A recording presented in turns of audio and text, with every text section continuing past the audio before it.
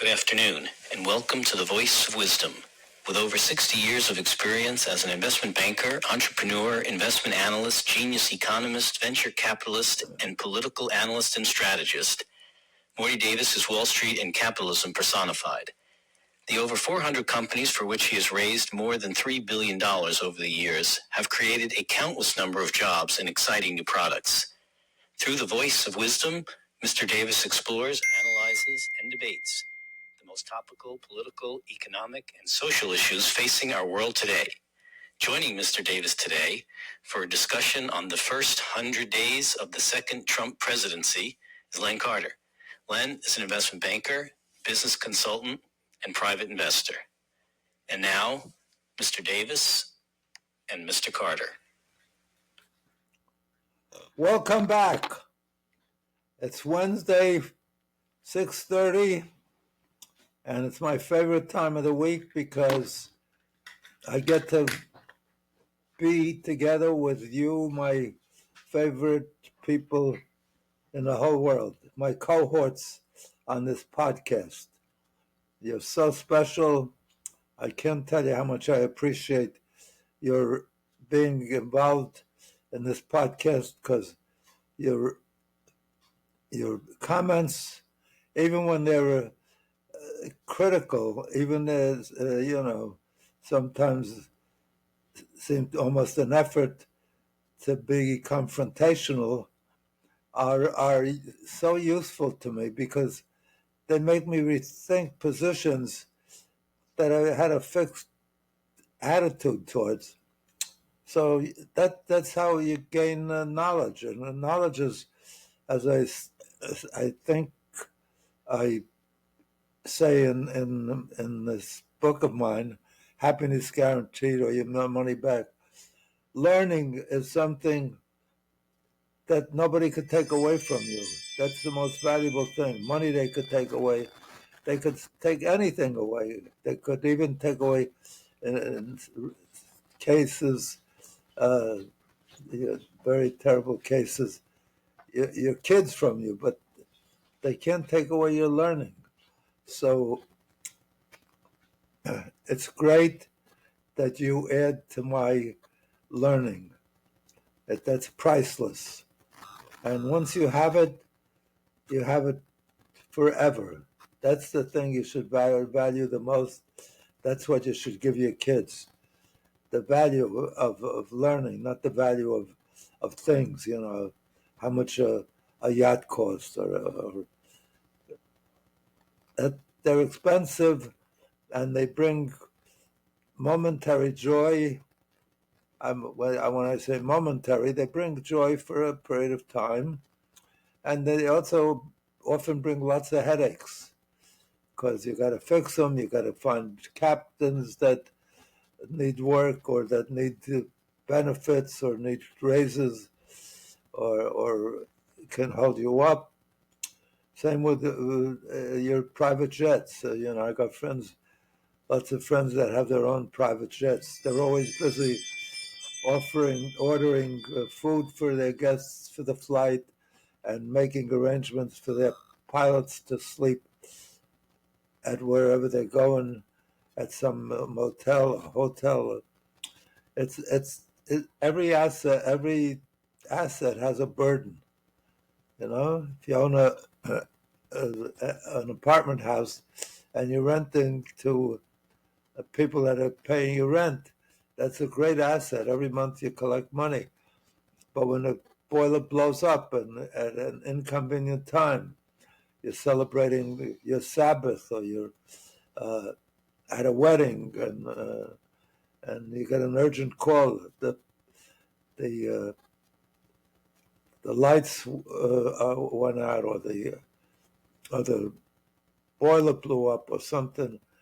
And you're the owner, but you're burdened with the headache. So the more possessions, the more anxiety. When I was running my firm full time, I used to envy the cab driver who at the end of the day parks his car and he's finished for the day and he doesn't worry about what's happening throughout the world to different countries. military involvement or the economy crashing somewhere, or the unavailability of components for the American economy or for the products you're making. So while it's great to have a lot of assets, it's also a great burden. When I ran my firm, my top executives went on vacation. I made sure not to call them, not to bother them. In a real emergency, if I called them once during a vacation, that was very rare. When I went on vacation, by the time I landed in California, which is a 5-hour trip from New York, I had 15 urgent calls from my key executives. You got to deal with this. You got to deal with it. So you're the owner, but the company owns you in a sense. Anyway, to get to this week's program, as I mentioned, every week, it's inevitably depressing because we're dealing with current events and things that make the headlines. And the things that make the headlines are bad news and hurtful news and tragedies and the most upsetting events. That's what makes the headlines. So, and that's what we discuss. And even our representatives in Washington that supposedly represent us could aggravate the hell out of us for the things they enact and they do that supposedly they're there to help us have a better life, and they're constantly doing things that are beyond our understanding, or we think we understand it and we think it's terrible. Those make the headlines. Bad news, bad actions make the headlines. So I apologize in advance for reporting subjects that we have to report because that's the nature of our discussion. You wouldn't tune in if we just spoke about good news that Harry's son graduated and was summa cum laude and got a scholarship to Harvard or Yale, or that's good news. Or somebody donated some money to your favorite school. That's good news. Doesn't strike anybody as important enough to make the front pages. But somebody that does an attack at a school that kills 15 kids under the age of 10 or something, that's inevitably going to make the front page. So the more disastrous it is, the more hurtful it is. Hurricanes, tsunamis, the things that happen every day, earthquakes, they make the front page, and that's what we are compelled to discuss. Or the actions of some of our leading politicians that we think, in many cases, are disastrous or contrary to best interests of our society, of our people, of our citizenships. And so we discuss those things. We don't understand why, or we think it's, in our judgment, some people think it's great, some people think it's disastrous. So these are the things we discuss. So in a way, if you're tuned in, you're bound to be somewhat reminded of the negatives, and if you're normal, you're going to be somewhat depressed. So before I launch the podcast with your involvement and the involvement of Len Carter, who's fabulous, I'm delighted to have him back. He's a genius. Every school he went to, he graduated top of his class. He's a graduate electrical engineer. He's master in electrical, got a master's degree in electrical engineering. He graduated from the Harvard Business School, top of his class, same school, my alumnus, the best It may be the worst school in some respects now, as we learn its behavior doesn't protect many of its students properly. But the business school is definitely recognized as the best or one of the five best in the world. So, and he graduated top of his class as I did. So it's a privilege and a pleasure to have him back. But to start you off with some positive ideas about dealing with life in the face of such adverse feelings that life brings, hurtful feelings, threatening feelings, the economy, your income, even your jobs in some cases that are in jeopardy. I want to give you the way to handle life. Make sure there's a brilliant priest that ran a church in Manhattan. I think it was a Marble or something. I'm not sure the name, but he was brilliant, and he wrote a book called The Power of Positive Thinking. So the first, it's simple. It's some of the shortest titles are like the song "Don't Worry, Be Happy." In 4 words, 5 words, you have great ideas of how to be happy. Don't worry, be happy. So if you're positive, I promise you, positive things happen. And that was the concept that this brilliant priest, Steen, I think, was his moniker, his name. and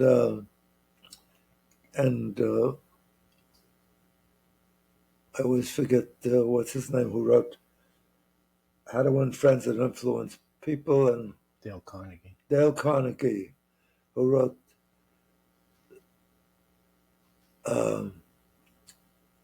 Stop Worrying, Start Living, something to that effect, which were brilliant ideas of how to improve the quality of your life. So one thing, approach life with positivity, and positivity will happen to you. Positive things will happen to you. And approach life with joy, with a smile, and happy things will happen to you. And people will like you because when you smile, you put a smile on other people's faces. When you're moody and glum and always down, that's contagious too. So approach life with the attitude that you're in charge, and you are in charge. You know, some famous, I forgot who said this, but he said, brilliant philosopher said,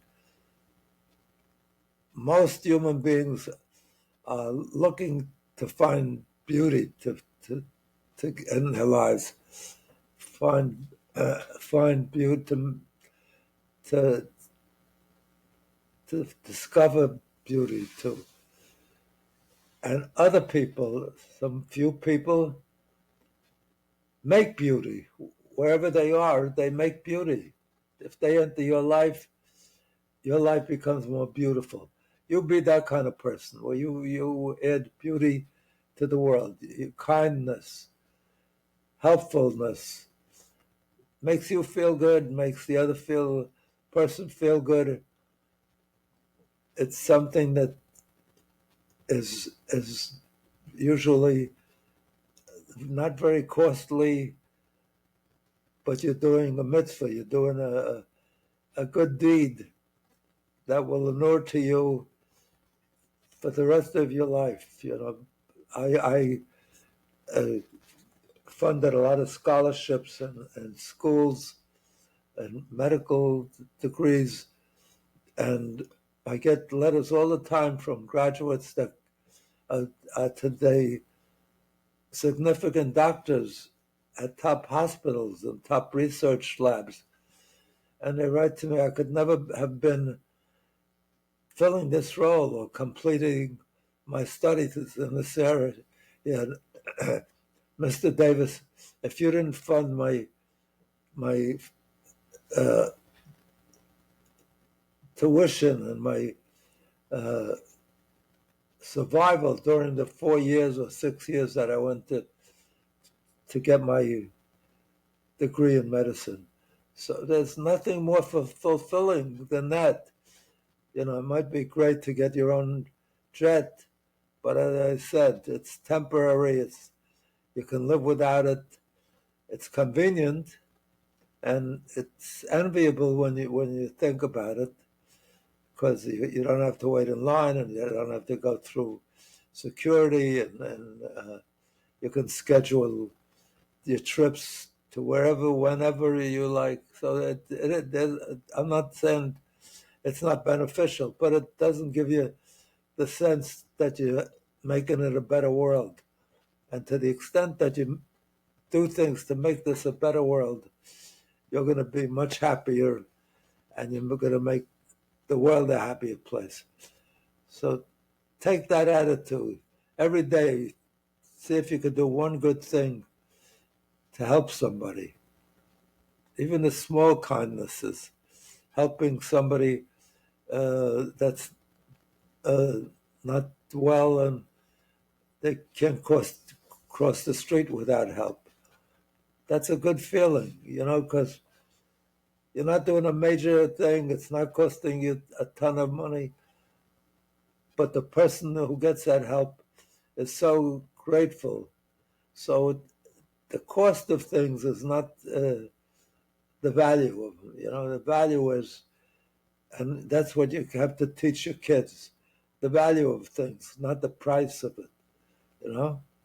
So I want to launch this program by urging you to be happy, smiling, upbeat, and hopeful all the time.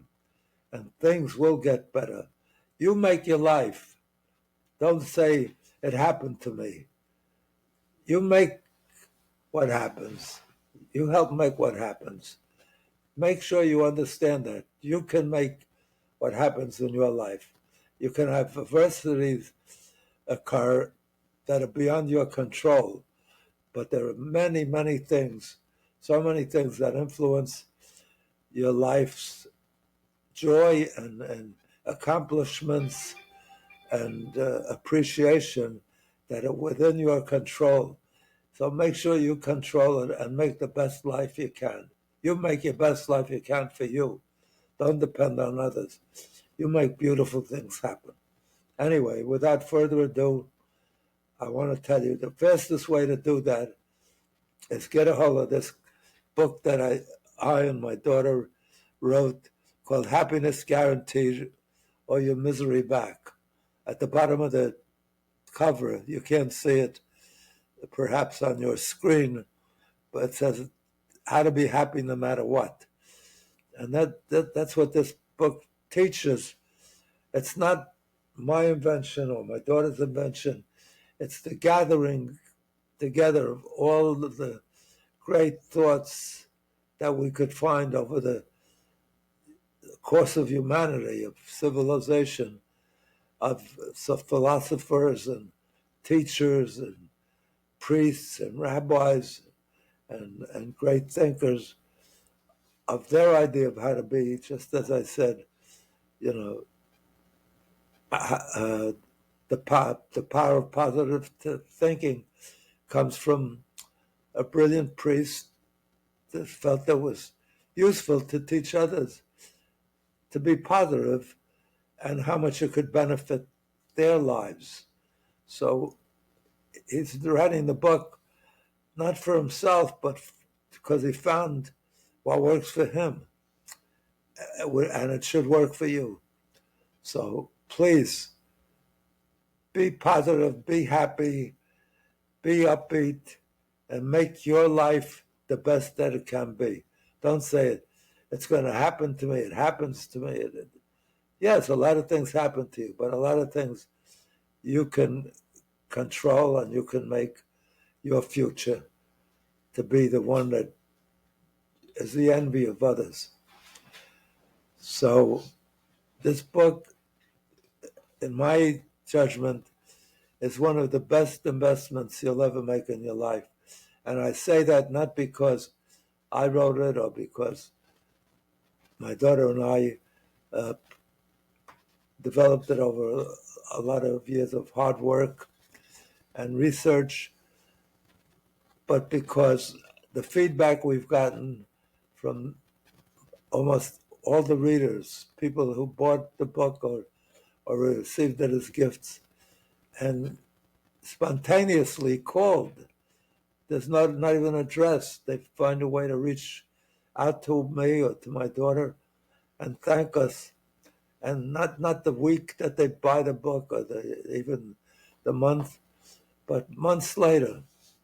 So I'm so sure that it'll be an investment that you are happy you made, and you'll benefit greatly in the course of your future life. Once you get this book, it's 365 pages, one page for every day of the year, although you can read them simultaneously or you can read them separately or not in any order, because they're great ideas for every single day.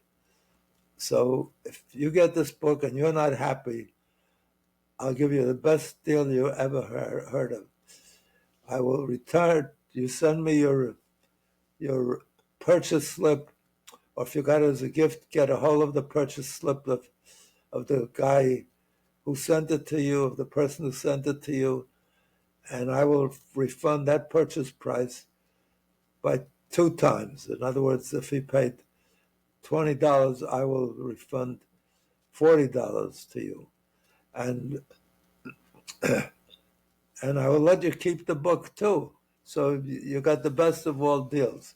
Just don't buy 40 books so you can double $20 times 40. But other than that, I'm so sure, because so far I've never had one person accept that offer. And I really mean it. It's available, and I do return it with pleasure. Not pleasure. I'm not pleased that you didn't enjoy it, but without any feedback, I'll just send you double your money back. So that should make your day. Anyway, I don't know if it's enough to make your life, doubling $20, but it should help make at least part of your day. So run out and get the book. Order it from Amazon or the local bookstore, or somebody that means to get you a gift for Christmas or Hanukkah or your birthday. Tell them one thing you'd like to get as a gift is happiness guaranteed, because there's no better gift than the gift of happiness. That's what we all try to accomplish in our daily lives, in our total life. Without further ado, let me start turning the program over to our brilliant guests, who I'm delighted to have back again, Len Carter. Len, you want to tell us what you have on the agenda? Good to be back. Thank you. So this week marks the 100th day of the second Trump term. Is it only 100 days? Only 100, yes. Feels like 12 years. So not anything magical about the number 100 days. It's just something that historically people tend to look at as a common metric to see a milestone to see, all right, what have you done in the first 100 days? The less they do in most cases, the better we like it. Well, certainly a lot's happened. We can't say that President Trump falls short on stuff happening. Good or bad, we can debate. Things, yes, right. On stuff happening, we can definitely agree. Everyone can agree a lot's happened. In fact, many people see that as a real plus, that he gets things done. Whether or not you agree or not with things, he gets things done. Even when I disagree with him, and I do often disagree, I find his energy and his commitment to the job amazing. You know, at his age, his belief in himself, his belief in his also, the belief, but also unwavering, carrying out his assignment as he sees it. You know, he's not a president that won the presidency. Never apologizes. He's happy he's president. You know, like I was very friendly with George Bush, the father. Lovely man, fabulous, good values and everything. But after he won the presidency, I had the sense that he was happy winning the presidency, and that was an accomplishment. I didn't see him having, for better or worse, having all these ideas to change the presidency, to do things. He had a relatively quiet presidency. I mean, he did have a war in Iraq, but it's one that he didn't necessarily have a good basis for, because it was jeopardizing the oil of the world by the Saddam Hussein attacking Kuwait and jeopardizing Saudi Arabia and Iran. And most of the oil of the world for the world at that time was coming from those areas. So at least there was a good motive. That there wasn't an attack on America, but it was a vital interest to us. And that's why he didn't win his second term, because he just didn't have an agenda that excited people to vote for him again. Even though he won that war, the fact that he didn't finish off Saddam Hussein when he could have, another few hours, another few days, could have ended it, and we wouldn't have had the second episode with Iraq, so, which was far less justified. Supposedly, the argument we made at the UN and elsewhere was that Saddam Hussein had weapons of mass destruction, and the implication was that he would be using them. After we took over and won the war rapidly in Iraq, we never found any evidence that he had anything like that. So we went to war and lost a lot of lives and a lot of blood and treasure on a false basis. But a lot of presidents have been known to do that. Why we enter these wars, America, sadly, we have this motto supposedly derived from Ronald Reagan, but I think even before Ronald Reagan, and certainly since Ronald Reagan, peace through strength, that's turned out to be an absolute fiction, because there's no country in the world that's been involved in more wars. It's violence through strength. Yeah, right. That's more it's likely. War through strength. Yeah, not achieving any great things through strength. And we've been through, I don't want to itemize again, but we've never been attacked. The closest we came was we were attacked 9/11. We lost 3,000 Americans. 3,000 Americans, and we went to war against Afghanistan and we weren't attacked as a country, but it was very hurtful. I'm not minimizing it, but we've lost trillions of dollars in that war, blood and treasure. And what do we have to show for it? We haven't even won the war. There's no win.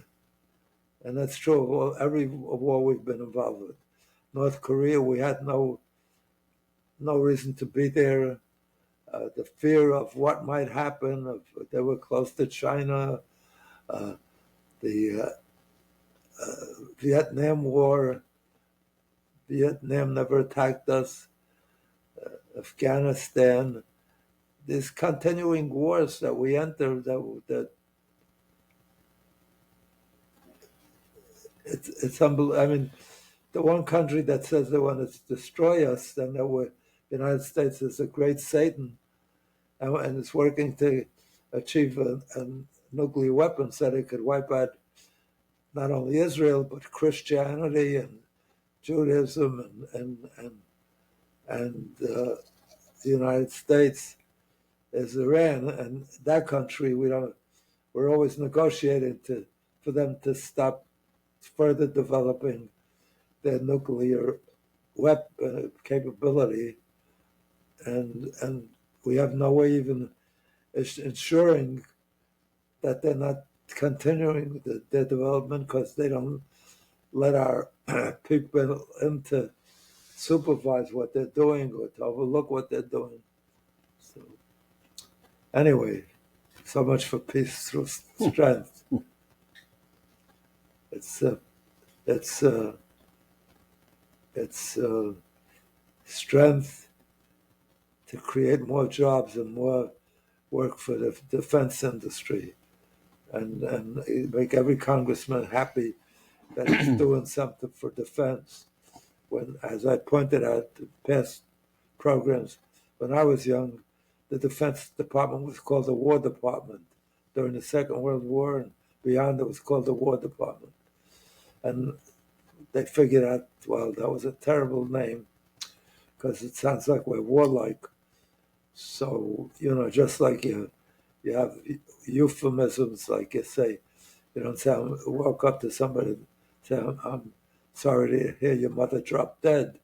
You say, sorry to hear your mother passed away, So if you say defense, nobody could be against your spending money to defend yourself, even though 90% of what we spend is offense. It's like peace through strength. Who can not want peace? Yeah. Right? Right.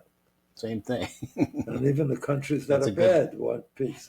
They want a piece of your land, a piece of theirs. Anyway, that's more like a peace through strength. If you got a lot of strength, you go and try to win. A lot of pieces. You can try to win pieces, right? Like Putin. Right. A piece of this part, a piece of that part. Like Putin in Ukraine. Yep. Now he's going to through strength try to get peace. He's taken parts of Ukraine, and he will win parts in the settlement. Or the whole thing. He's either going to get some of it or all of it, depending on whether or not. He's going to get Crimea. No, but he could. Trump's right when he says he's not going to get all of. He will Ukraine. if Zelensky refuses to cut a deal, giving Putin some of Ukraine, and refuses to give him anything, and the U.S. backs off. I don't believe that will ever happen. You think the U.S. will keep funding? No, Ukraine? I don't believe that. You think that he will be Zelensky that stubborn? Because I think I hope he's somewhat realistic and not wait till all those people are wiped out. Well, that remains to be seen. About 20% of the population has already left, vacated. They're gone to Poland, gone to Hungary. If he does dig in, then I think he risks losing the whole country. That's what Trump keeps saying. I think he's actually right. If the United States truly turns its back on Ukraine and Ukraine refuses to give up anything, then Putin And that would get the whole thing. And actually, that would not be the end of the world. If Russia takes over all of Ukraine. Mm-hmm. I mean, they basically have that situation in Belarus where they basically have their own puppet government in there. I mean, I think what would happen is Ukraine would just devolve into like a anarchy state where Russia puts in a puppet government, Yeah, but there's an underground of resistance that fights in the shadows. Because I don't think the people of Ukraine are gonna just roll over. They, if they throw over, if they take over the government and put their own government in, I think official. I mean, there may be a government there that's friendly to Russia, but I think there'll always be that resistance it depends movement. on how Russia treats them after they take over. Because remember, Ukraine was part of the Soviet Union. Yeah, but I mean, we'll see. I mean, You see how the Ukrainians respond to. But there wasn't a revolution by Ukraine against the Soviet Union. I think the Ukrainians are very resolute. At least now, maybe you're right. Maybe when they get attacked, they're resolute against the terrible things that Russia's done. But so getting back to the 100th day milestone, let's set the stage here by just mentioning a few statistics from a poll that recently came out, the CNN poll, how approval and disapproval of some key issues. So on that score, a lot of Ukrainians became Poles. They left, yeah. They went to Poland. Yeah. I mean, so that makes them Poles. I don't know permanently, but yeah. All right, so on inflation, 35% approve, 64 disapprove on how Trump's handling inflation. Tariffs, 35 approve, 65 disapprove. On the economy overall, 39% approve, 61% disapprove. Just shows you can't make everybody happy. On the handling of even immigration, only 45% approve and 53% disapprove.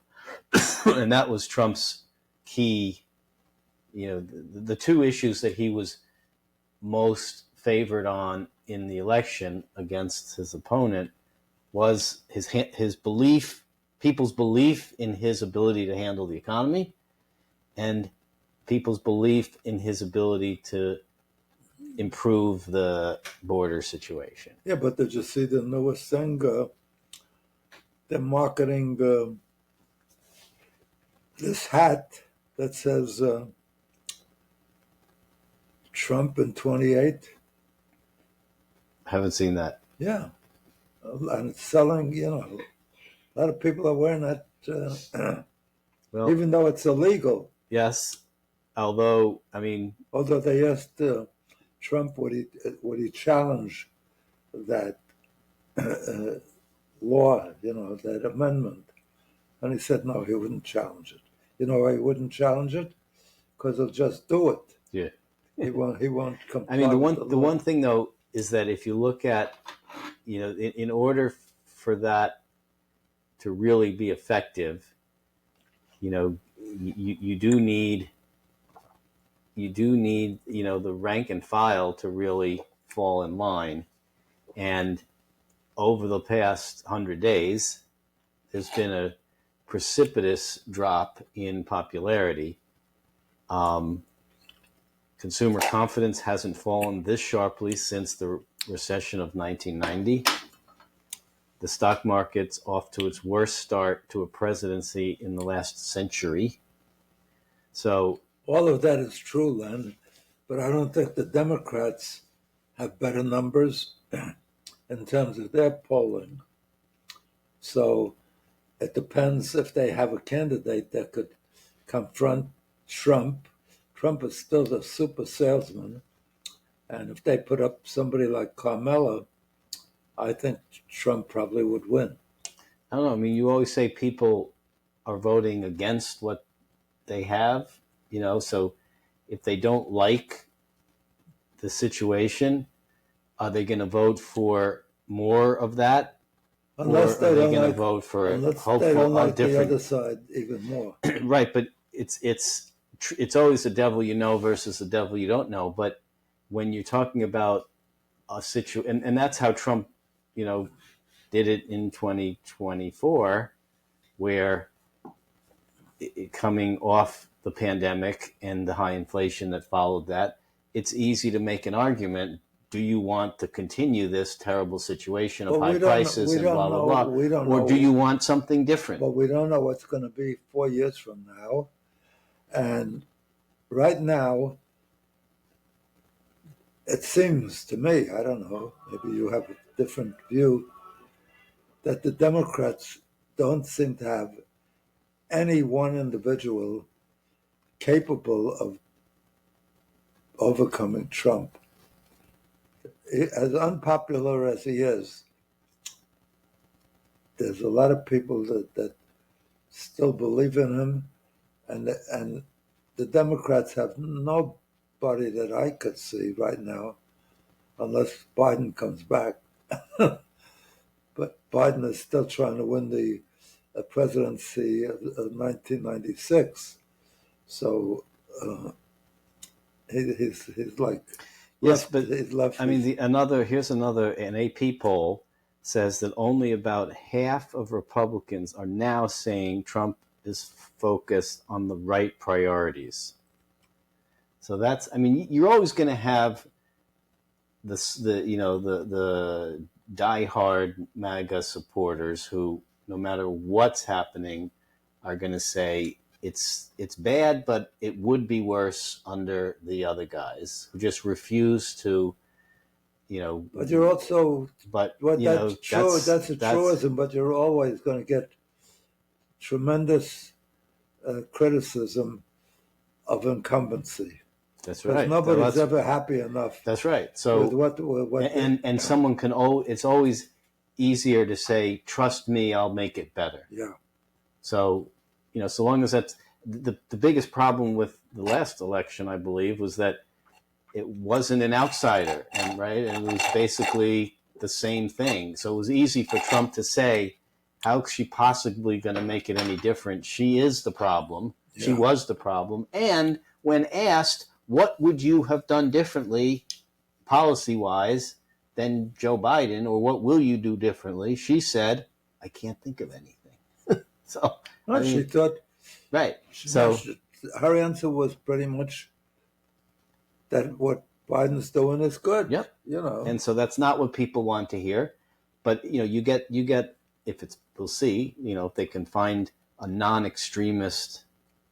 It's just Democrat. That she's a much worse salesperson. The answer was bad because it's a lousy selling. Yep. She said, if she was like Trump, she'd say, "I have a lot of good ideas that I'm going to implement." He never gives the details. Of course. I'm going to change the inflation. Right. That was the worst answer you could possibly give. I can't think of anything different. So why should I vote for you? Yeah. Right. Right. So let's talk about some of the promises and actions that have happened over the past 100 days. Eggs have come down. The price of eggs has come down, and the price of oil has come down. Yes, with oil anticipating possible demand reduction. The worse the economy is, the lower oil, the less oil will Although sell. I haven't seen gasoline for as low as oil's become, in the $60 or $70, wherever it is.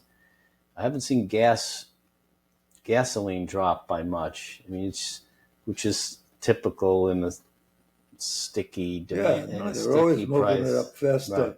Like the airlines always put in. The minute one company introduces extra cost to pick your seat or to get an extra luggage on or something. Every other airline instantly does it. Then when somebody cuts it, they don't all follow step. A lot of them keep it, and they say, look, if they want to do it, so it sticks. The greed sticks. So let's take a category. Let's take education. So 3 promises Trump made: cut federal money to schools that push critical race theory. Yeah. Cut money to any school that has a vaccine or mask mandate, and close the Department of Education. Will ultimately eliminate the federal Department of Education. So through all of those, the first 2 he's started to do through executive order, and which is what? Cut federal money to schools that push critical race theory. I mean, we saw that happening with DEI, where he's going after colleges that have. So that's, I think, a promise kept. He did sign an executive order for cutting money to schools that have a vaccine or mask mandate. And he's certainly gutted the Department of Education by removing a lot of the activities that they did and reassigning them elsewhere. On energy, he said he was going... On education, I just want to tell you, I agree with some of the things that he's angry about.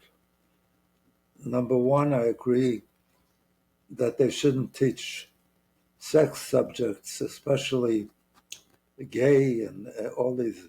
Well, at the elementary school level. At high school level, right?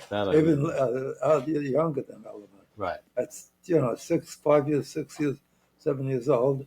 And I also agree with him that they should not let transvestites appear against women, men that want to be women and claim to be women, to be competitive against women. Women are heartbroken because some women that they've worked their butt off to get in top shape to win an Olympic, and a weightlifter from a transvestite does it effortlessly what they are. So I agree with those things. So what's her name? Who's the head of the teachers union? Very powerful leader. In the city? Yeah. She's overall. She used to be just New York, but she's national. So she says, look, if they don't want to send their kids to public schools that do that, they can send them to private schools. So that sounds right, you have the privilege. But they don't say that to send them to private school maybe cost a few $1,000s a year. That's just, so there's room for, and also there's definitely room for improvement because the United States is way down, maybe number 40 in the world. I'm not sure. I didn't see the chart.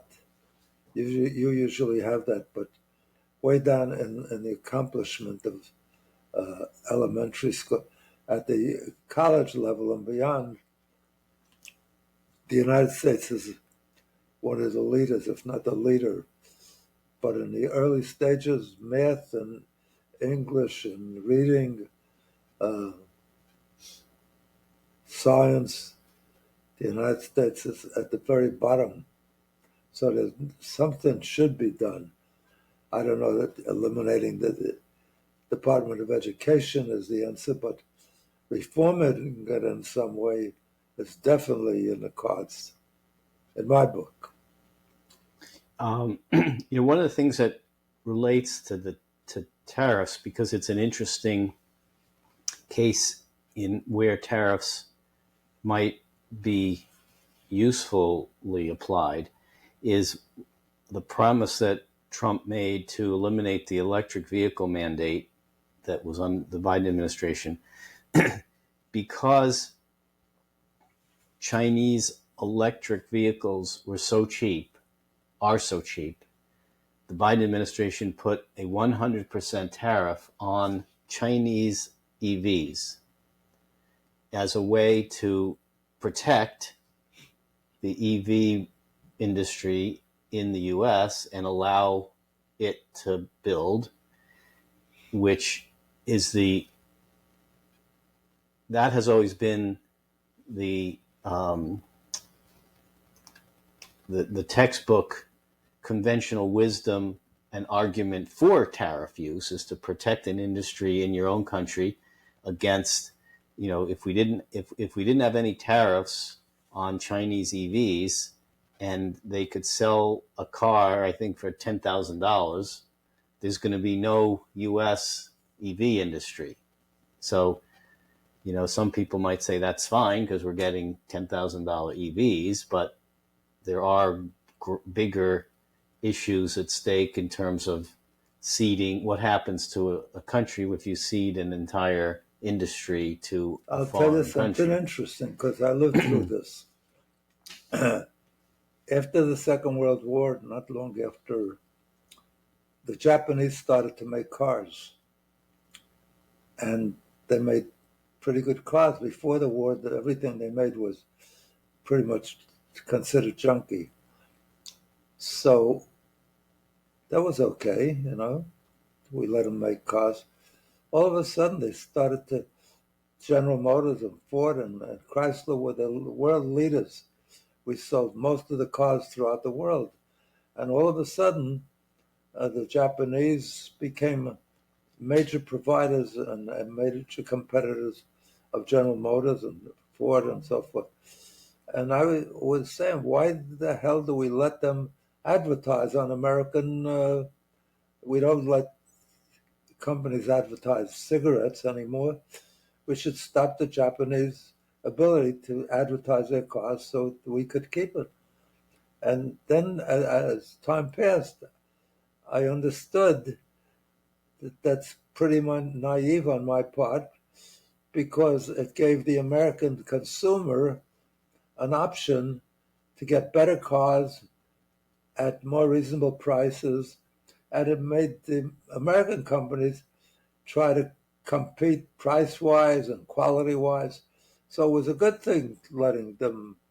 So you have to understand. I think that's just capturing back the ability to control it is detrimental to your own consumers. Well, I think that's the argument of a targeted tariff, which protects an industry maybe temporarily.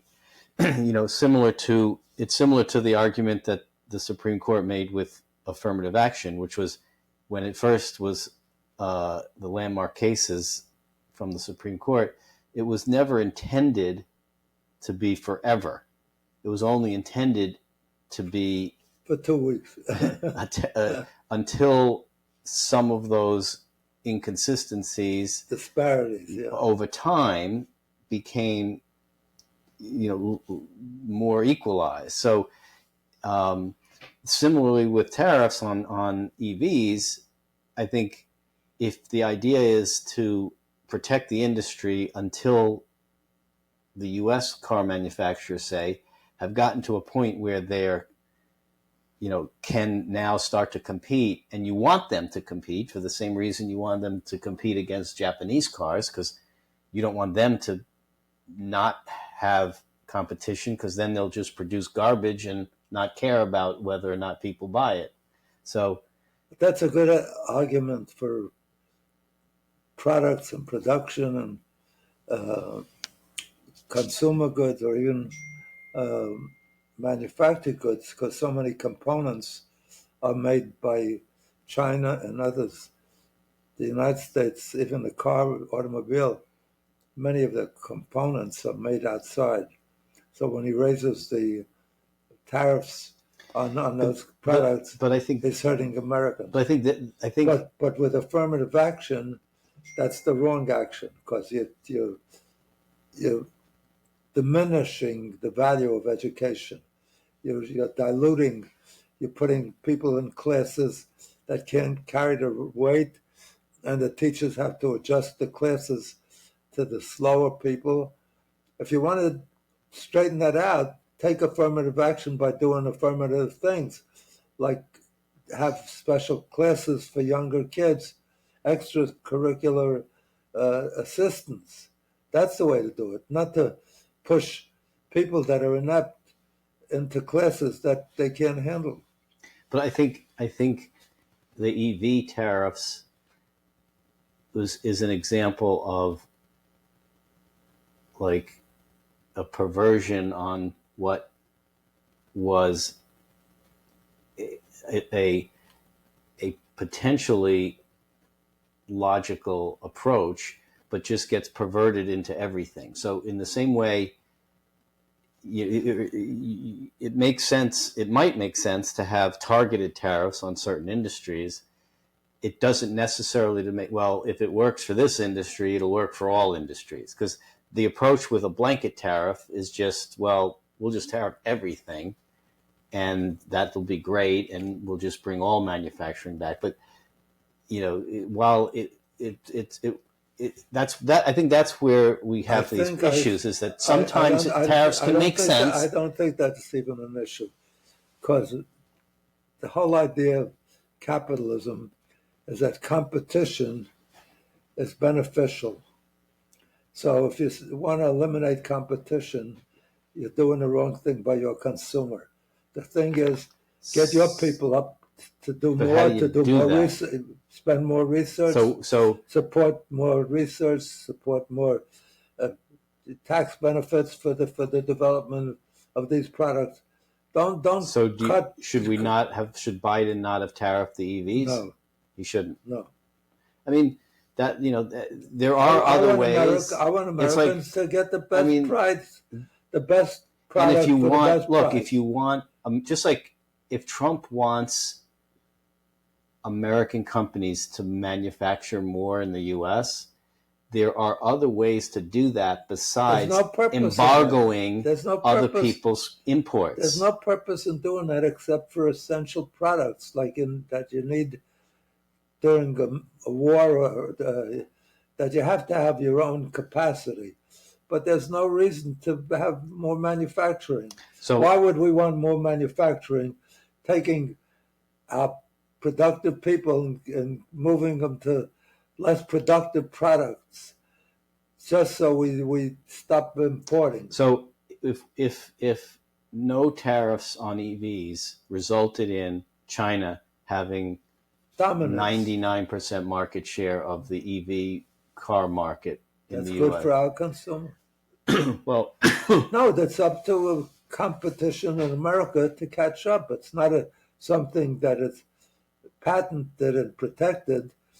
The American companies don't want to make the investment. Don't want to, that is, and the government can subsidize research and to help them. So that's the positive. That's what I'm saying. Is there are other ways to promote your objective besides just embargoing without the import. Going to war. Yeah, without going to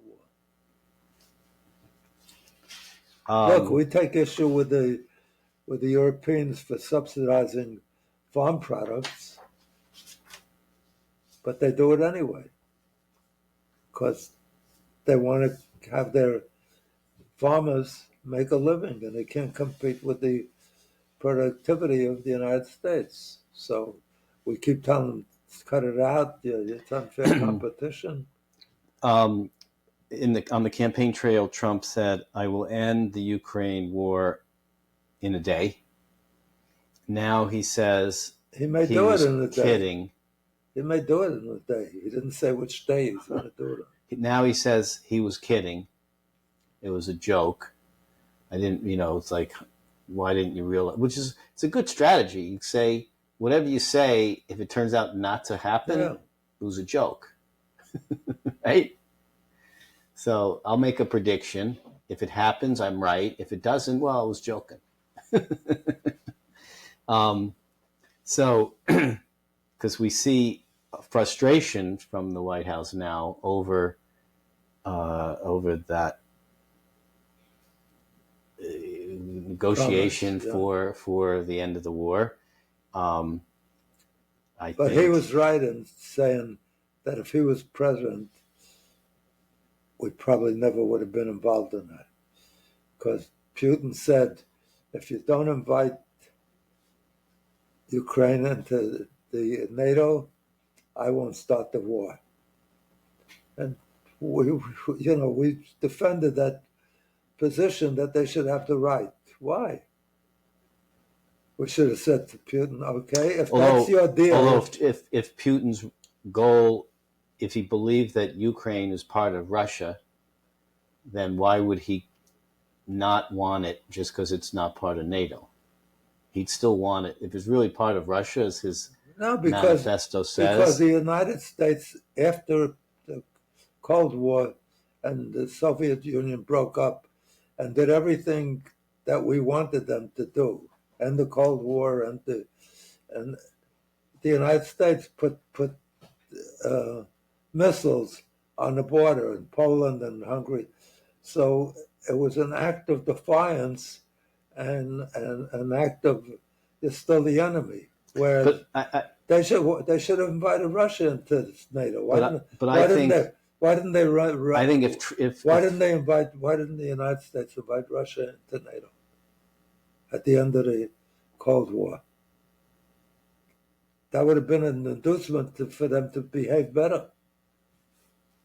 Well, I mean, I don't think. I mean, there's criteria for joining NATO. It's not having a totalitarian regime. So what? You can't. Why? Because I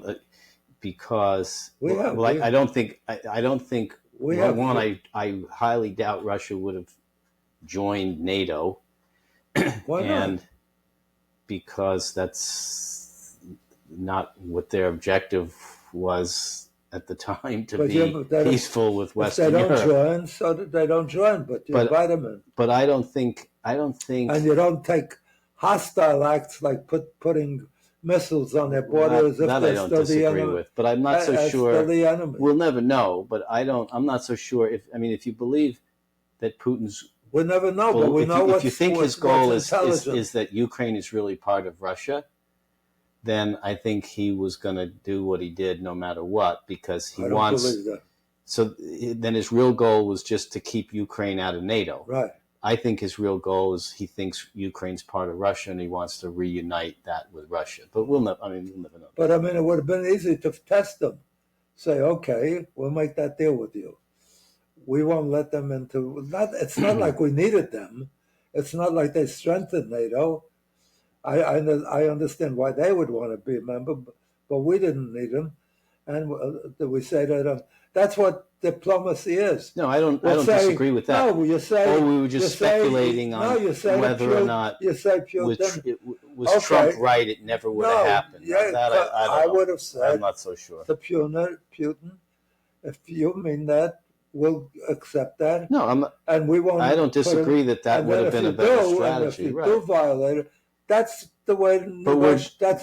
We're just speculating. I'm saying. No, but that's the way to avoid being involved in a war. I don't disagree, but I'm just speculating beyond that.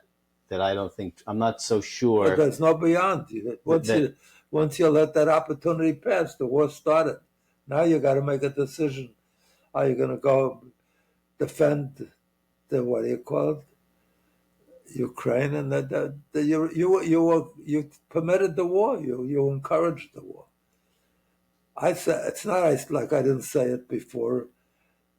The minute it happened, I told Lordy, why don't they just say okay, and say, but we're going to hold you to it.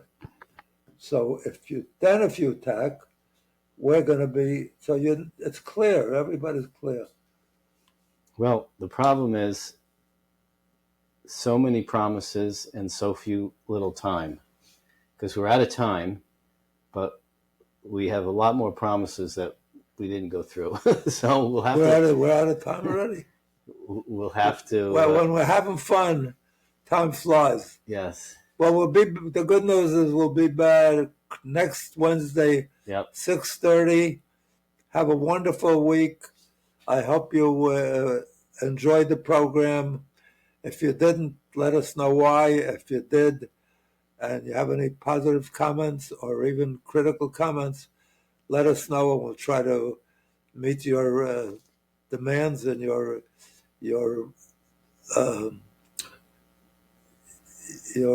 wishes to the extent that they're not unreasonable. We want to make it a better program for everybody. So without getting into a long discussion of that now, that could last another 2 hours, I want to wish you all a wonderful week, a wonderful every day of your life till you're 120 or beyond. And at 120, we'll negotiate with God for more. God bless you and all your loved ones. And look forward to being with you in good health next week, Wednesday, 6:30. Bye.